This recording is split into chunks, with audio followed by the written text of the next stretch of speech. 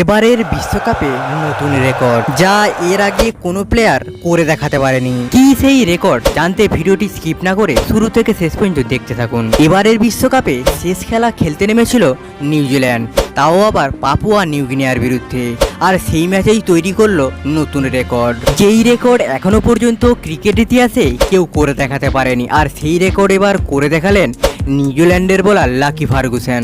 বিশ্বকাপের শেষ ম্যাচে টসে জিতে বোলিংয়ের সিদ্ধান্ত নিয়েছিল নিউজিল্যান্ড, আর বল করতে নেমে নিউজিল্যান্ড পাপুয়া নিউগিনিয়াকে মাত্র 78 রানের মধ্যেই অল উইকেট ডাউন করে দেয়, যেখানে লাকি ফার্গুসন মাত্র 4 ওভার বল করে 4 ওভারই মেডেন নিয়ে 3টি উইকেট তুলে নিয়েছেন। এবারের মতো বিশ্বকাপ থেকে বেরিয়ে গেলেও ইতিহাসের নতুন রেকর্ড তৈরি করে দিয়ে গেলেন লাকি ফার্গুসন। তো বন্ধুরা, লাকি ফার্গুসনের এই ধরনের দুর্ধর্ষ পারফরমেন্স আপনাদের কেমন লেগেছে? আপনাদের গুরুত্বপূর্ণ মতামত অবশ্যই কমেন্টে জানিয়ে যাবেন। ভিডিওটি ভালো হলে লাইক করবেন, আর চ্যানেলে নতুন হয়ে থাকলে চ্যানেলটি অবশ্যই সাবস্ক্রাইব করে যাবেন।